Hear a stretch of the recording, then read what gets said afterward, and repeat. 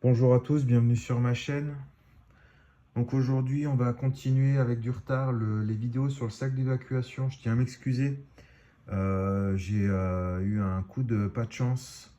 Mon téléphone, mon ordinateur ont lâché à une semaine d'intervalle. Donc malheureusement, je n'ai pas pu sortir les vidéos. La vidéo du sac d'évac niveau 3 était tournée, mais malheureusement, euh, toutes les données de mon téléphone ont été effacées euh, lors de la réparation. Donc du coup, j'ai absolument tout perdu. Voilà, voilà l'explication de cette attente. Donc on va rapidement commencer. On va mettre quand même le contexte. Donc là, ce qui viendra se rajouter dans mon sac d'évac, on va partir sur une évacuation niveau 3. Donc niveau 3, l'évacuation pour moi. Alors c'est des scénarios qui je pense sont très peu probables, malgré le contexte actuel qui est tendu. Mais voilà, on va partir sur des situations où on a de grosses catastrophes écologiques qui nécessiteraient de partir à plusieurs centaines de kilomètres de mon domicile. Voilà, là, on va dire que je pense que c'est la seule situation qui me ferait partir relativement rapidement de mon domicile. Où le département ou la région où je suis devient par exemple zone de guerre. Euh, Moi, ce que je pense, c'est que, alors, j'essaierai un maximum d'attendre avant d'évacuer. Pas le dernier moment non plus, mais je me laisserai une marge de sécurité. Mais je pense que dans le coin où je suis, euh, à part, comme je vous disais, une grosse catastrophe écologique dans une cinquantaine de kilomètres aux alentours, je resterai chez moi. Hum, voilà, comme vous le savez, j'ai pas de famille dans le département où je suis. Et si je devais évacuer, ma zone d'évacuation serait chez mes parents. Mes parents habitent dans un coin où ils sont relativement tranquilles. Donc campagne profonde, pas de centrales nucléaires, d'usines de produits chimiques, de choses comme ça, vraiment à proximité. Je crois que, si je dis pas de bêtises, la centrale nucléaire la plus proche est à presque 400 km de chez eux. Et même chose, des usines de produits chimiques.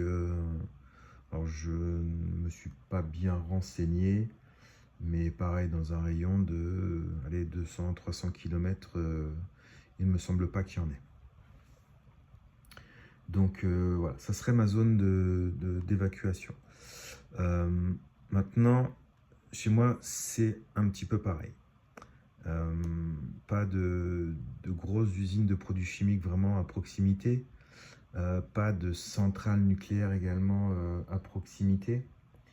Donc, si catastrophe il y a au niveau national, voilà,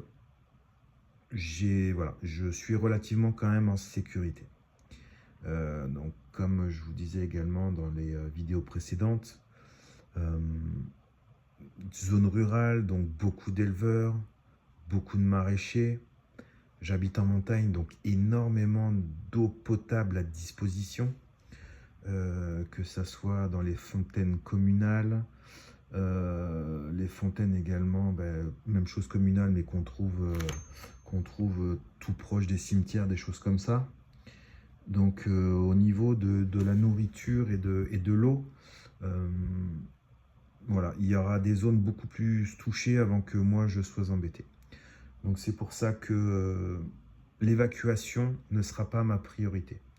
Ma priorité, ça sera de mettre ma famille en sécurité.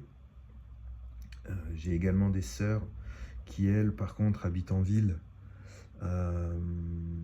Donc je rapatrierai cette famille-là ici. Et suivant où s'est passée la catastrophe, hein, et ben soit moi et mes sœurs partirons vers chez mes parents, et même mes beaux-parents qui ont la même situation que mes parents, mais pas du tout dans le même coin de la France, ou on ferait venir donc la famille et la belle famille chez nous, voilà, pour vraiment essayer de mettre tout le monde en sécurité. Donc si donc c'est nous qui devons par contre évacuer.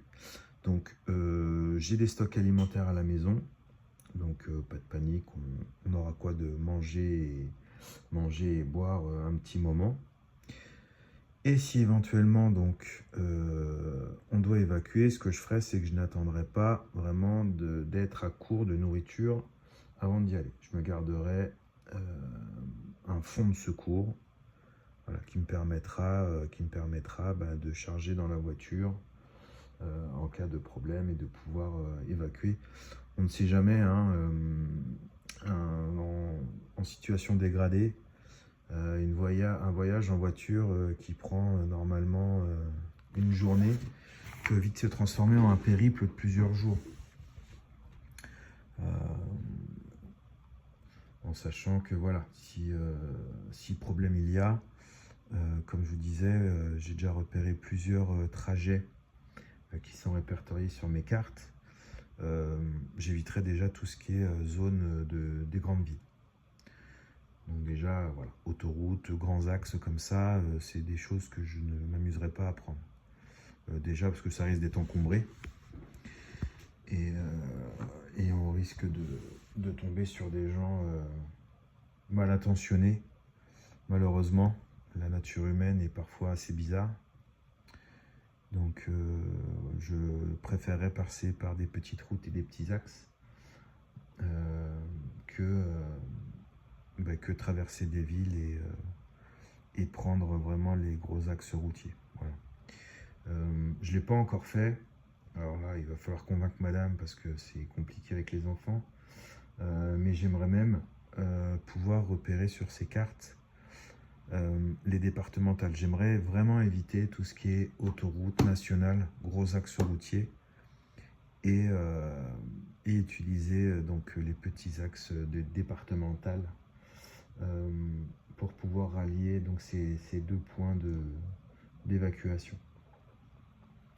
Mais là, malheureusement, madame n'est pas d'accord.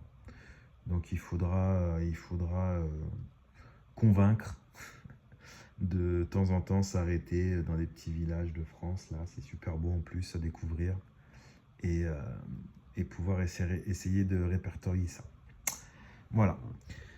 Donc, du coup, on va passer sur les items que j'emporterai.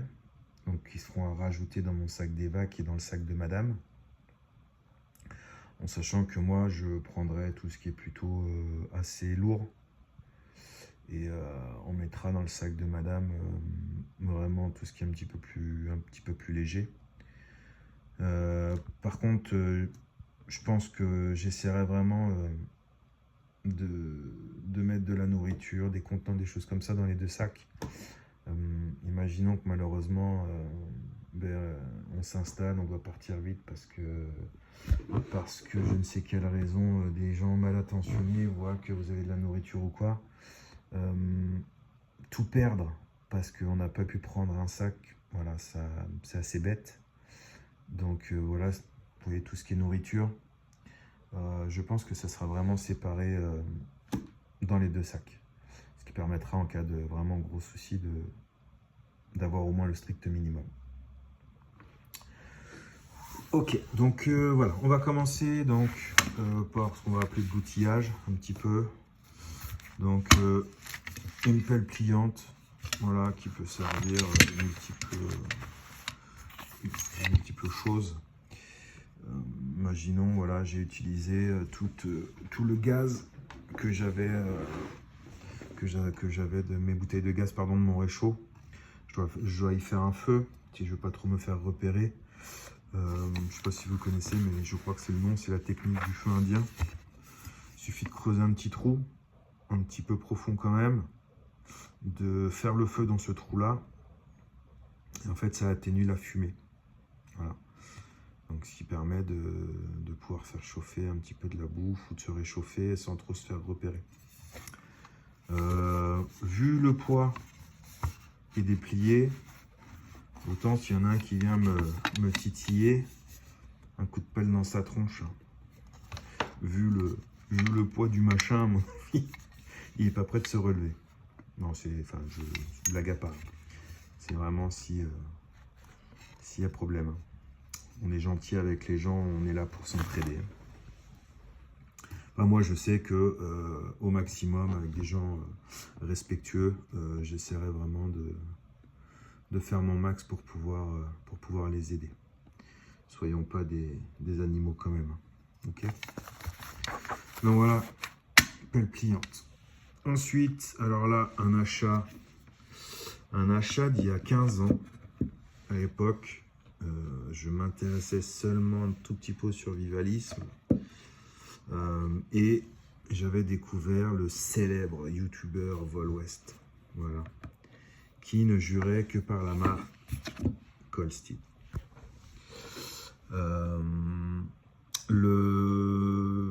Ça serait plus le même choix. Si je devais vraiment m'intéresser maintenant et investir, je partirais pas sur ce couteau-là. C'est un bon couteau, hein. Je l'ai testé une ou deux fois. Vous voyez, il est quasiment neuf. Je l'ai testé il y a une ou deux fois et ça coupe bien, ça bâtonne, voilà. Mais ben voilà, le matériel a évolué. Maintenant, je partirai plus sur des couteaux style Easy. Vous voyez, les grosses baramines là. Parce que là, bon, le couteau est épais, mais ne c'est pas non plus foufou. Et ouais, je partirai peut-être plus sur du Easy 5 ou Easy 6. Après, si vraiment on est fan des très très gros couteaux, je crois que c'est le Junglass ou un truc comme ça, où là c'est quasiment une machette. Voilà. Le couteau, voilà pourquoi je l'ai acheté celui-ci, bah, il me faisait marrer parce que donc c'est une feuille de métal au niveau du manche qui est repliée et on pouvait y mettre un bâton pour le transformer en lance. À l'époque, j'avais pas du tout la même réflexion sur le survivalisme. J'étais vraiment plus sur le survivalisme. Je prends mon sac à dos, je pars en forêt et je survis en forêt. Voilà. Donc vraiment le survivalisme primaire entre guillemets. J'y ai mis dessus un petit peu de chambre à air qui me permet d'avoir un meilleur grip. Et en cas échéant, je peux le retirer et puis ça peut m'aider à démarrer un feu. Okay. On a également un petit Fire Steel qui est là. Donc on va encore, malgré l'âge du couteau, qui a encore une bonne rétention. Voilà. Que j'ai essayé 2 fois, je crois. Vous voyez là, le revêtement est un petit peu gratté. Qui est correct. Voilà. Qui est très correct. Ça fait de la belle étincelle. Alors pas avec lui, parce que le revêtement empêche de faire les étincelles, mais avec soit le dos d'un opinel, d'un douk-douk, ou même de ma petite scie pliante. Voilà, ça part bien. Hop, allez, on va ranger ça.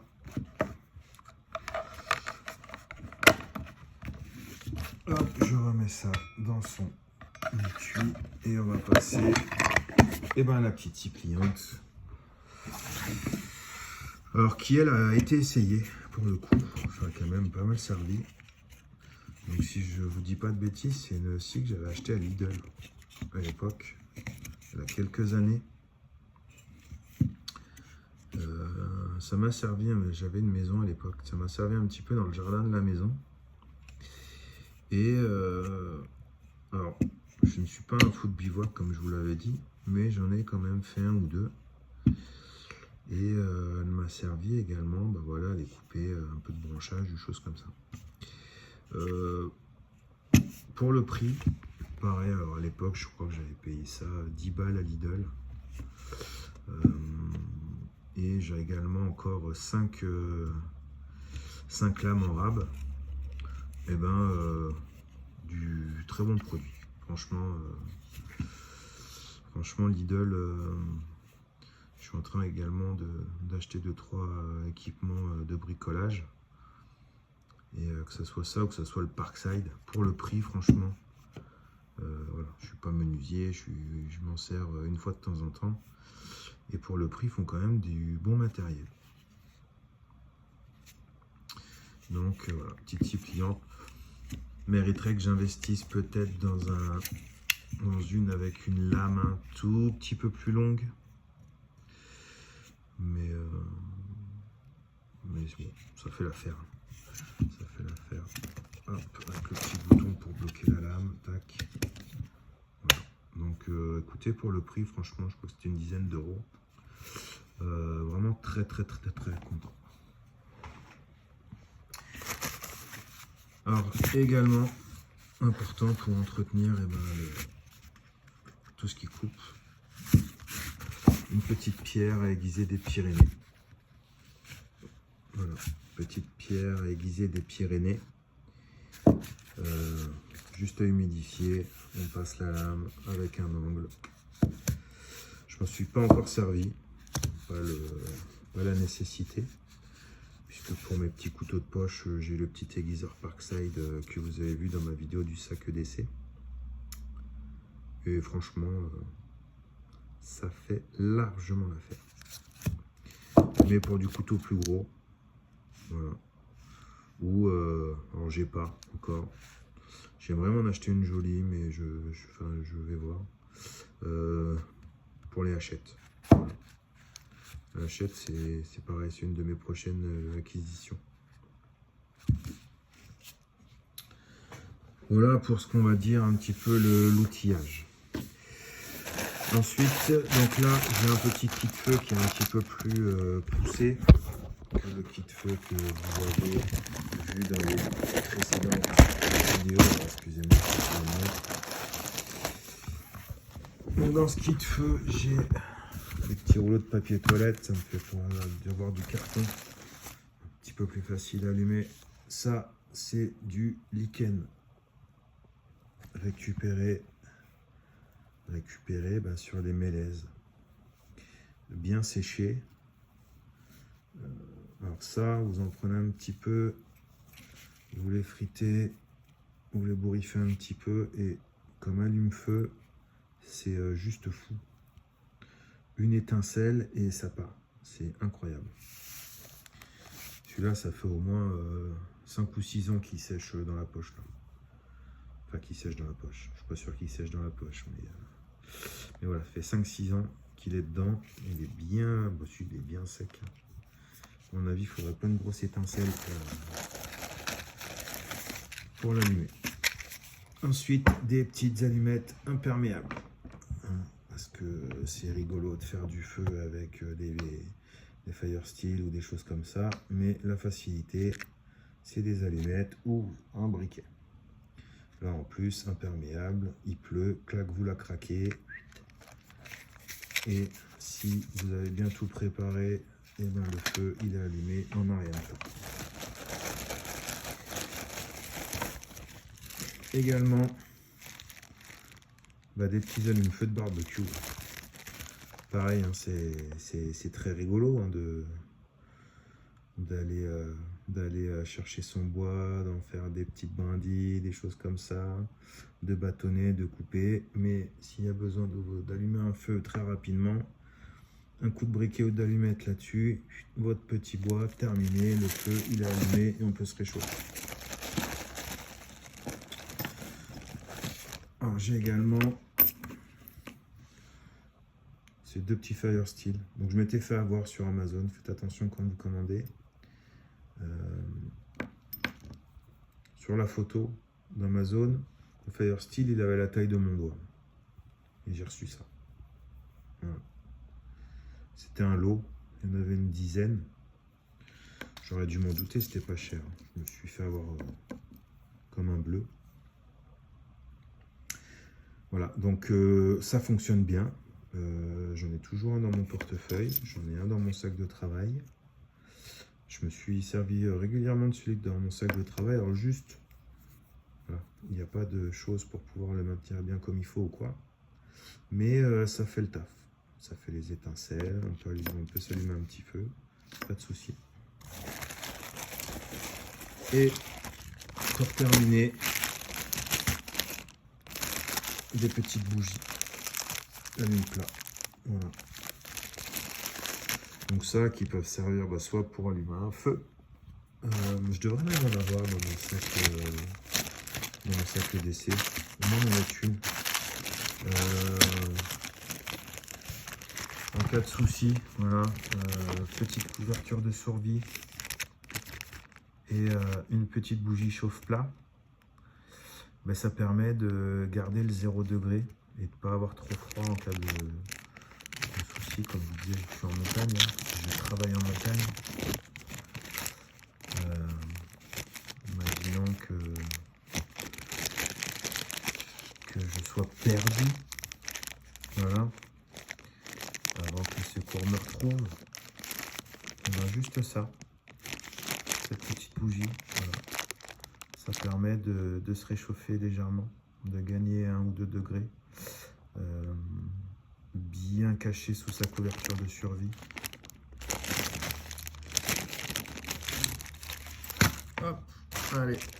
Et donc du coup, je ne sais pas si vous vous souvenez, mais en complément de tout ça, dans mon sac EDC, que je prendrai bien évidemment aussi en cas d'évac, un zippo, un briquet et un briquet électronique. Voilà, ça permet de multiplier un petit peu les moyens de faire du feu. Ensuite, donc là on va passer donc pour tout ce qui est purification d'eau. Donc des petites pailles à eau. Donc pour moi c'est le mini Sawyer. Donc j'en ai deux. J'en ai un dans mon EDC, j'en ai également un qui est neuf dans mon sac d'évac. Alors je ne sais plus, mais ouais, voilà. 375 ml de purification. C'est juste fou pour ce petit truc là. Voilà pourquoi j'ai choisi ça. Même chose, quand j'ai commencé, j'étais parti sur du LiveStraw, pardon, que j'ai du coup en complément et qui est dans le sac de ma femme, qui est très bien également, mais qui ne permet pas de filtrer tant d'eau que le mini Sawyer. Donc vraiment celui-là, pour l'avoir essayé au boulot, rien à dire, vraiment top.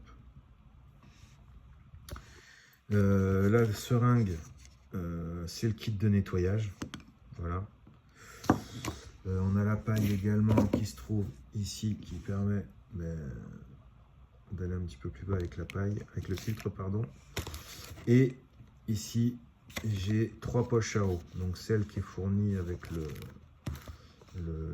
mini Sawyer, plus 2 que j'ai récupéré, c'était des goodies.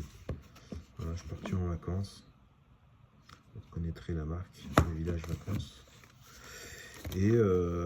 Et en cadeau pour je ne sais plus quoi, j'avais eu ces 2 petites poches à eau là. Donc qui est parfait, qui rejoint mon kit de purification d'eau. Et avec ça, toujours des micro-puants. Je préfère multiplier les modes de purification. Ça, si je vous dis pas de bêtises, tout ce qui est microbes, choses comme ça, ça le filtre.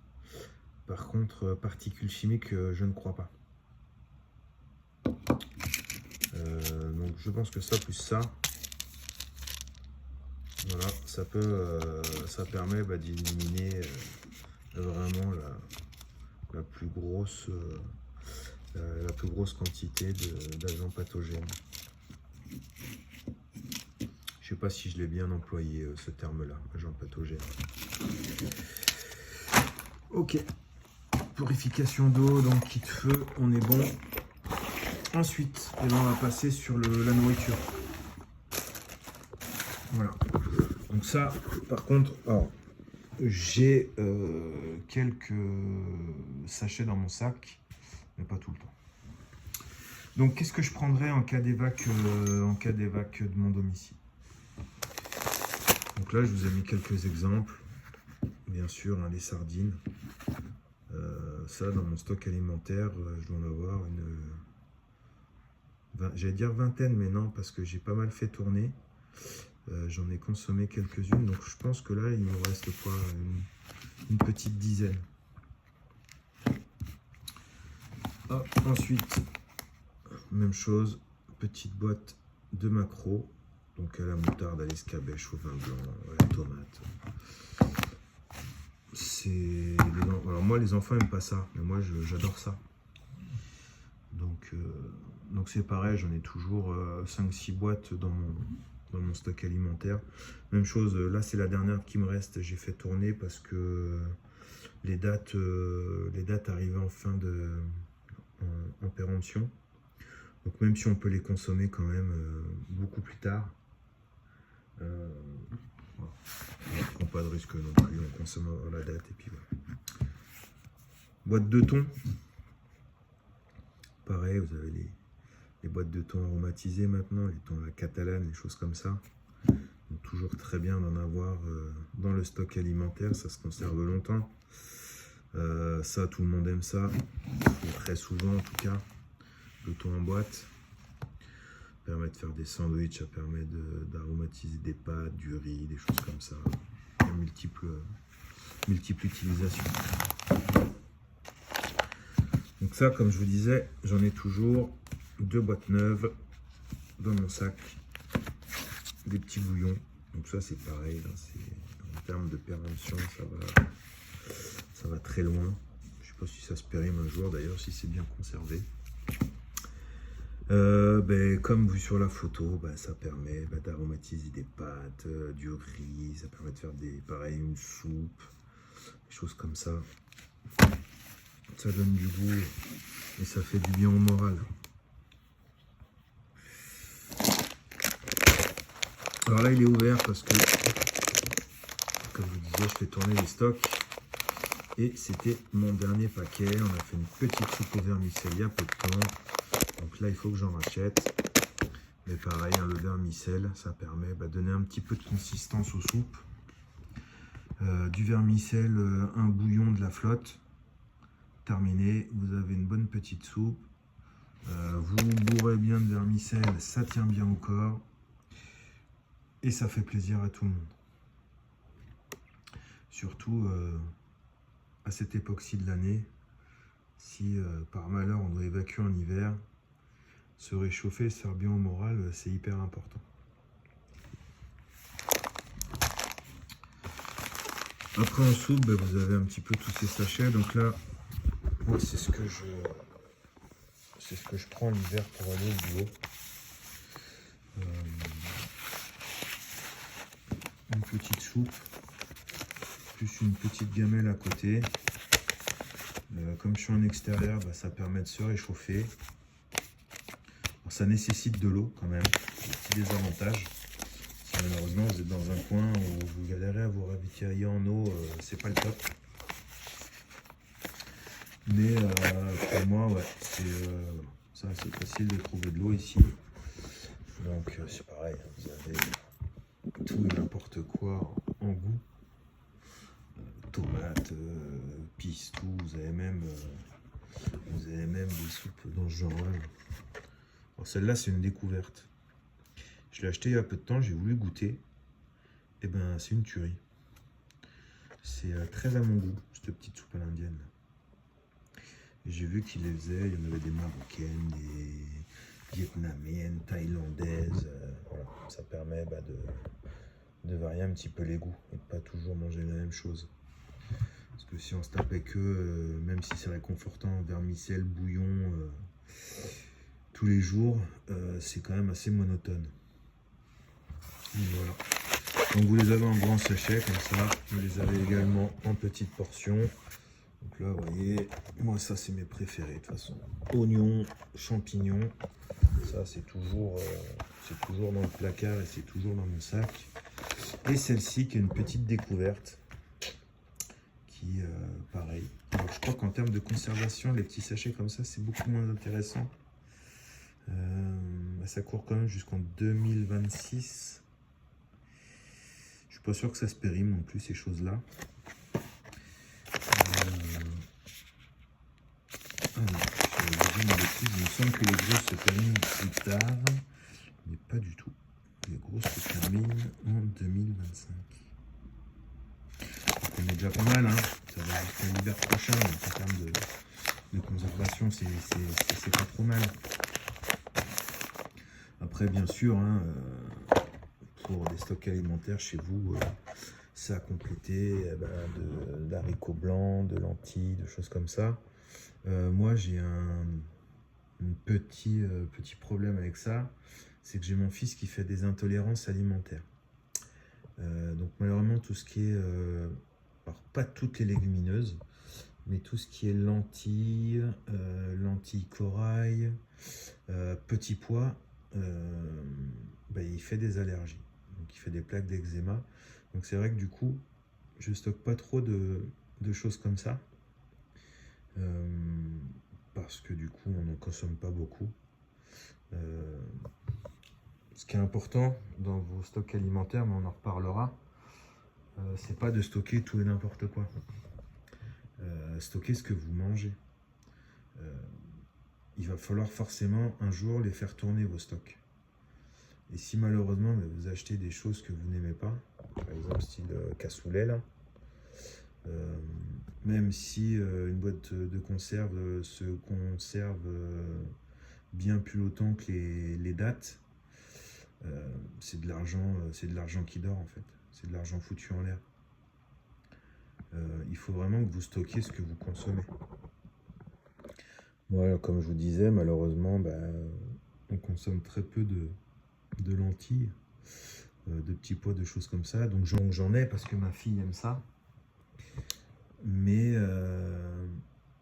pas autant que si on en consommait tous les 4. Voilà.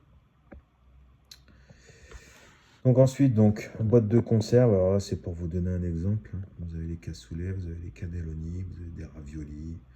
Maintenant vous avez même des pâtes en boîte qui sont pas très bonnes pour en avoir goûté, mais qui en cas de problème se consomment très bien. En cas d'évac et en cas de faim, sauf allergie, choses comme ça, personne ne fera la fine bouche. Quand on a faim, on a faim. On mange ce qu'il y a. Donc pareil, important d'en avoir également dans vos stocks alimentaires. Ensuite, du riz. Donc là, le riz, on en consomme beaucoup. Je vous ai donné, là je vous montre seulement un petit sachet. Mais régulièrement, on achète les gros sacs. Les gros sacs de 5 kilos. Là. Juste à mettre après en bocaux. Et puis ça permet de le payer moins cher. Et d'en avoir à profusion. Après, voilà. Donc là, c'est la même chose. Si vous avez un exemple. Moi, je trouve que ceux-là sont très pratiques parce que le paquet souple, ça se range très bien. Mettez ça dans un sac Ziploc. Si le sachet perce, c'est pas bien grave, c'est dans le sac Ziploc. Et on pourrait même conseiller les cuissons rapides. Maintenant, ils font des pâtes qui se cuisent en 2-3 minutes. Ce qui permet de consommer moins d'énergie à la cuisson. Et qui vous permettent de garder un petit peu plus longtemps vos bouteilles de gaz ou choses comme ça. Voilà. Il me reste 3 dernières choses. Hop, on va décaler un peu tout ça. Ça va être un petit peu les contenants. En cas d'évac, je vais multiplier les contenants. Donc comme vous avez vu, mes enfants, ma femme, ils ont des gourdes dans chaque sac. Mais je vais multiplier un petit peu tout ça. Si je suis en voiture, rien à faire de fois. Donc si je dois prendre 15 gourdes, 3 packs d'eau, choses comme ça, je les prendrai. Évidemment, Évidemment, si malheureusement pénurie d'essence, voiture qui tombe en panne, il faudra s'alléger. Donc forcément, on abandonnera des choses. Mais voilà, tant que la contrainte de poids n'est pas faite, vous voyez, j'ai mon petit quart.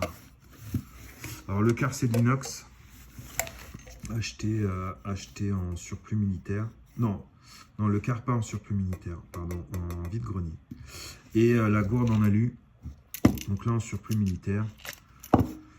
Même si, ben voilà, l'alu, on sait tous que c'est pas l'idéal, je peux foutre la gourde au feu et faire bouillir de l'eau. Voilà. À très petite dose, il n'y a rien de dangereux.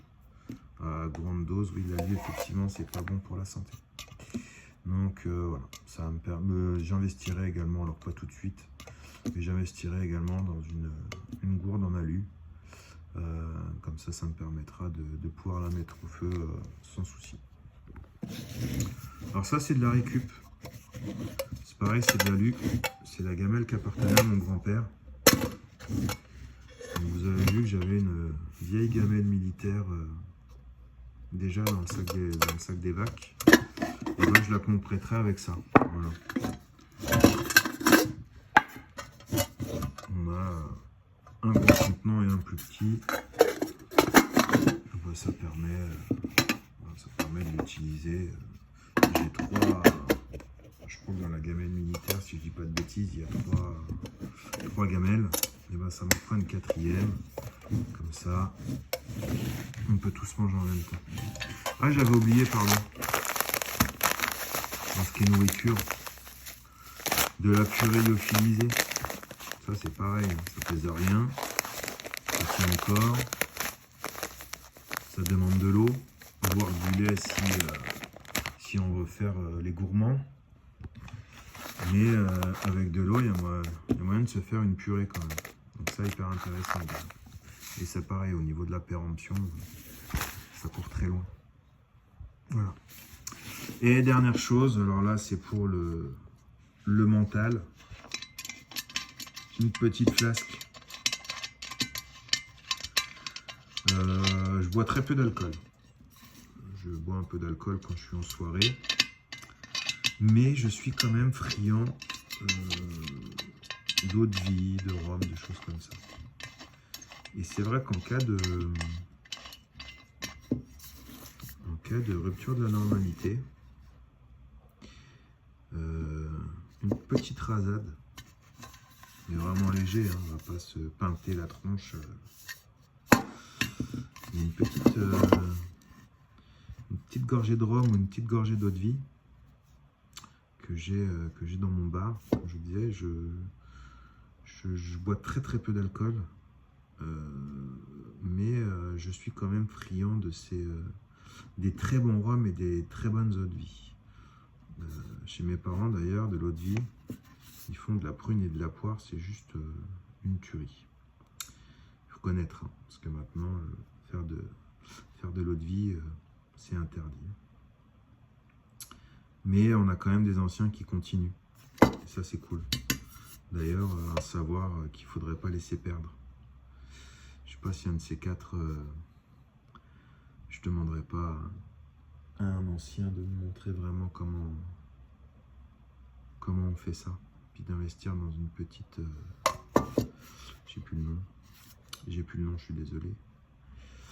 Mais voilà, pour distiller. Ça serait vraiment intéressant. Voilà. Donc je pense n'avoir rien oublié. Donc pour ce qui est de l'évacuation niveau 2. Si il y a des choses que vous avez vu qui manquaient ou choses comme ça, n'hésitez pas à me le dire en commentaire. Hein, tous les avis sont bons à prendre. Et puis je vais vous souhaiter à tous une très bonne fin de journée. Je vous dis à bientôt pour de nouvelles vidéos.